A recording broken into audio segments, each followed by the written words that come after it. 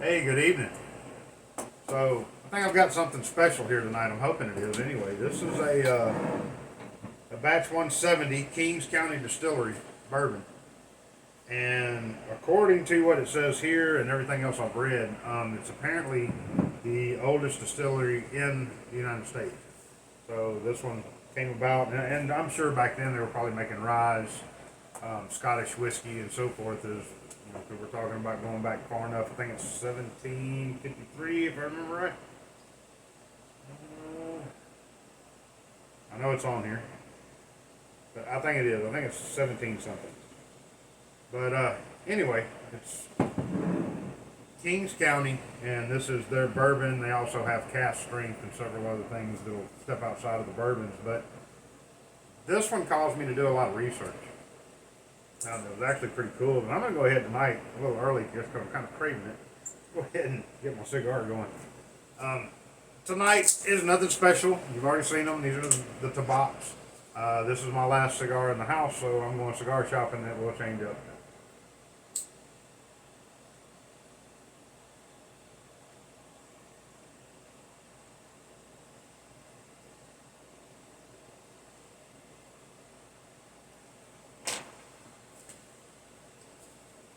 But anyway, let's go through this. So, this is batch 170. I don't know. The one thing I didn't find out in reading about all this is how often they do batches. If everything they do is small batch, but they do number their batches. So I'm going to assume that it's somewhat minimal, if not small batch, on the way they do it.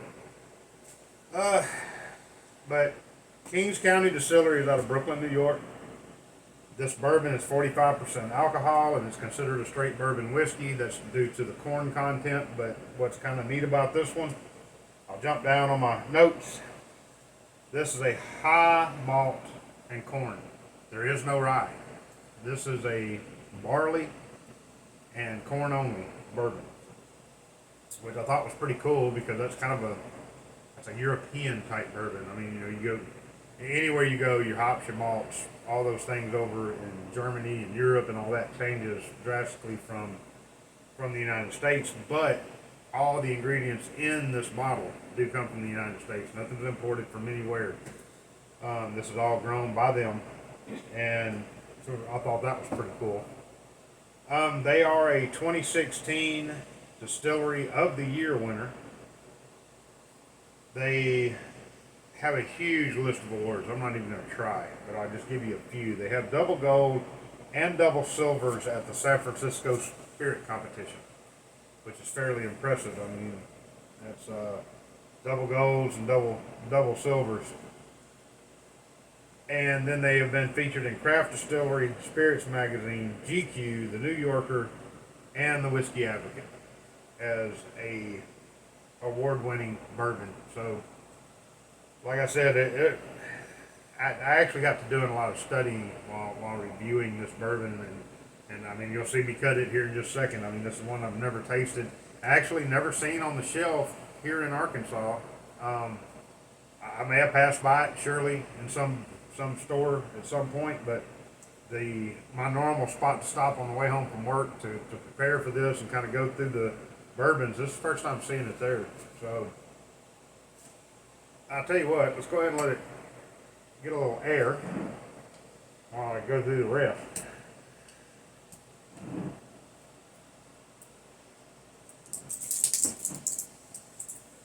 Oh, and by the way, what got me doing so much research is this is a cool little pamphlet.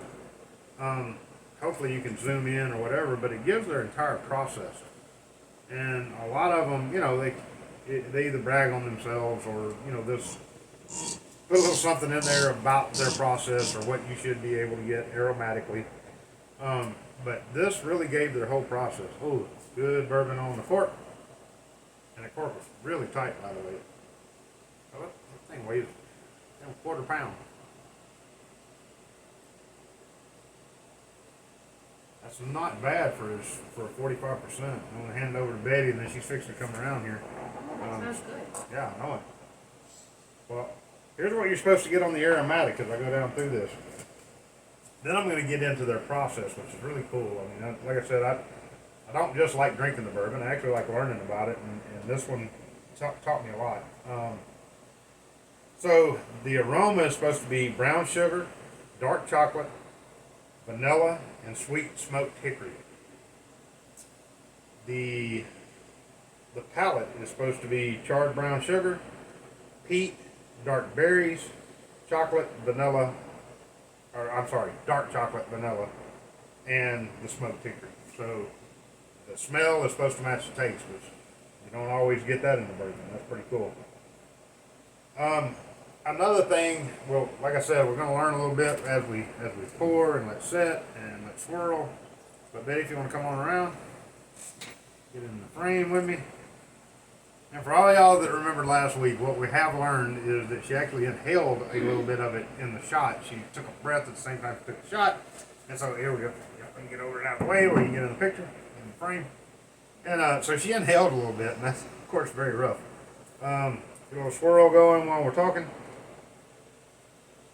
So I told you, about the high malt and corn, but they use an open air fermentation.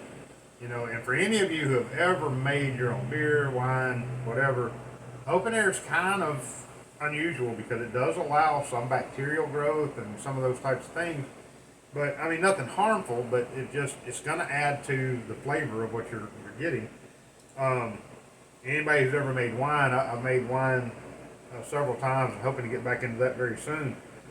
But even making a country wine, there's usually some way of bubbling it off, and then making wine like I have, and many of you who have probably made wine, you actually get your bubblers and you get all your proper products to put in there to keep everything clean and to keep bacteria from growing. But this is open air.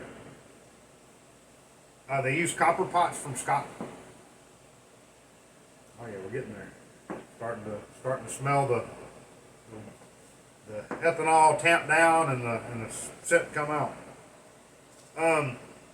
It has a low tannic, which even when you're dealing with wines and everything else, there's a term called hot. When it hits your mouth, when it hits your throat, it's hot. The low tannic process that they use is supposed to help cut that heat. And I'm actually hoping for that. I'm hoping this is like a really smooth bourbon for all the accolades and everything else. I'm hoping when I take a shot, I'm like, yeah, I get everything they're doing and why they do it the way they do. They do not chill filter. Chill filtering removes esters. And what esters are is they're something that's released when your chemical reaction takes place in your bourbon. And I'm not sure who all chill filters. It's one thing I'm probably going to look up for. I know a little more about it, but I do know Jack Daniel's, just for an example of a good bourbon whiskey made in the United States. Out there, it's a hill country bourbon. It's charcoal filter, so you get that charcoal when you drink it. But this is not, and it's also they try to hone in on 110 to 116 on the barrel. And that's not the size of the barrel. 110 to 116 is the alcohol content when it goes in. So, or the proof when it goes in. And of course, for any of you who are bourbon followers or drinkers, and you are, like I am, kind of passionate about bourbon itself, 125 is the max that you can put it in the cask when it goes in. So 125, and they do it between 110. And what has been written about that is doing it at 116 gives the bourbon a great viscosity. And for my mechanic buddies out there, or my chemist buddies out there, or whatever, you understand that viscosity is the thickness. I mean, that's what it is. Your bourbon has all bourbons have a certain thickness, one above the other. But like I said, there's just so much information that they give you. Let's see. One of the things that esters do, and this was kind of neat to me, and I didn't realize this, is that sometimes you might pick up a bottle, and for those of you with wine who, you kind of pull it off because it stopped, but you don't filter it that last time, you kind of get a hazy look. And if you plan on drinking it fairly quickly, that's fine on your wines. But on bourbon, it doesn't matter that it looks hazy or not, but it will give it a hazy look. And now, me personally, after reading and kind of looking into all of this, I don't see anything hazy in that bottle. But anyway, like I said, that was there's so much, but your esters are aromatic, and they're also what gives you that taste on your tongue of your bourbon. And so, by chilling during the process, you lose a lot of that. They don't do that. But anyway, your acids interacting with your alcohol, that's what causes your esters. That's what causes the aromatic smell. That's what causes what hits your palate. So we went through all of this. Like I said, there's so much information, guys. If y'all want to get out there and do your own study and your own research, please. If you get out and comment on this page, at some point, I'm going to get, y'all all know how it is, any of you who do videos. It's going to take a little while for viewership to climb, but that's the kind of comments I want back. I want comments on the study and the history of bourbons. So, if you know anything about them, send me something. If I'm missing something when I'm talking about it, go, yeah, I've also heard this about that particular one. Please send that to me. So, here we go. Still getting ethanol. I'm still getting a strong scent, but I'm also, as it kind of goes down and opens up your nasal passages, because like I said, it's 45%. So, but I am getting a little bit of berry and a little bit of oak. I get oak and vanilla. Yeah, I'm getting some vanilla. I'm not getting the dark chocolate, me personally. I don't smell dark chocolate. Hopefully I get that in the flavor though, because I like dark chocolate. But, or the brown sugar. But I'm gonna take a sip, see where it goes.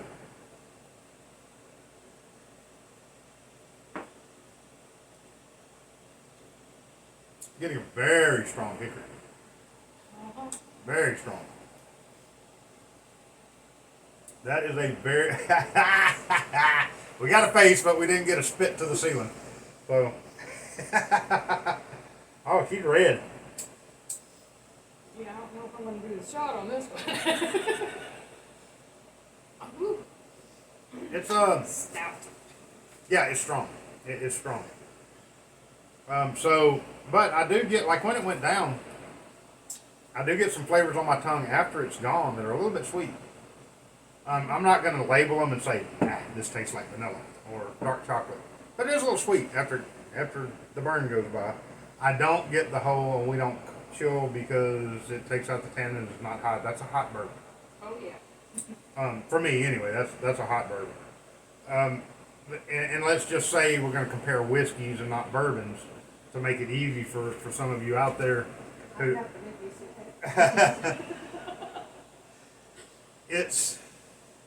If you drink Crown Royal, y'all know how I feel about Crown Royal, but if you drink Crown Royal, which I drank quite a bit of Crown Royal last night, so like I said, I'm not trying to be an ass. If I'm offered, it's smooth and it goes down. It's just not my flavor if I got my choices and what I'm going to go buy.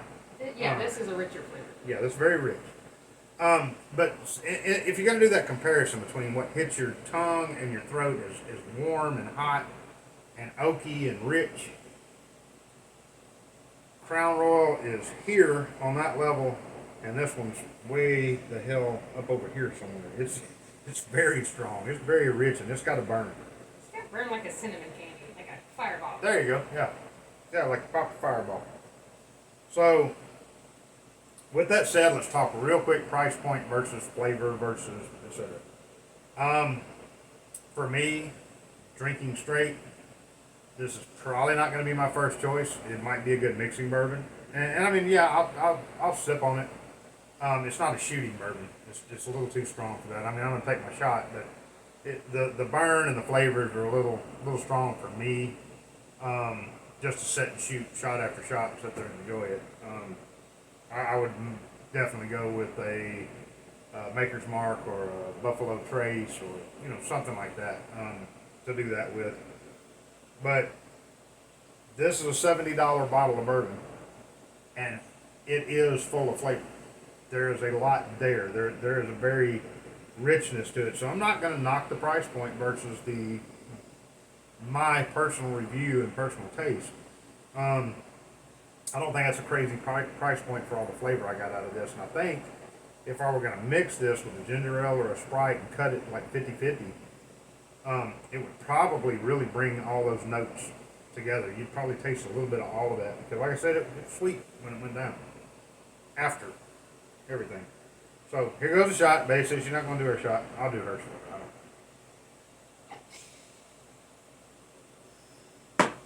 I wish we have 3, so. That was even better on the sweetness once it went down. I'm actually, I haven't given you anything so far to say, distinctly on the palate, but I got vanilla in it. I really did. Now I've had a couple go down, but I am going to tell you, if you are an oak bourbon drinker, I mean strong oak, strong hickory, strong char, go out and get a bottle of this. It's worth every dime of it because this is what you're looking for. It's very, very rich in that sense. And I guarantee you, there's a few, like Buffalo Trace. I've tried Buffalo Trace several times. I don't think I've ever had a bottle in my house. I've drank it in bars a couple of times, asked for a shot of this. Because usually that was, most bars here in Arkansas, that's considered a top shelf bourbon. But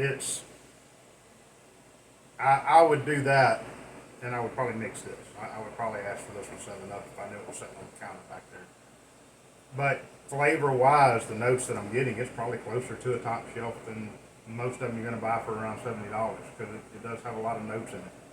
So that's the thing for tonight. I'm sorry Betty didn't take the shot because I know y'all love the reactions. I'm getting a little bit of feedback, even from a lot of people aren't putting it directly on there, but y'all are at least telling me, hey, I seen Betty do this or that, and they're getting a kick out of it. But it's an honest review from a non-straight bourbon drinker, and I think that's fair for everybody that tunes into this and comes into our home with us. This is the Kid Nezo home. This is where we sit and laugh and cut up and have a drink and thank you. If you're on here and you go out there, even if you're just watching, you're not liking, you're not commenting, that's fine. As long as you're coming into our home and having a drink with us once every 2 weeks, I appreciate you. I'm glad you're there. So here's the second shot. Toast to all of you, and we'll see you in 2 weeks.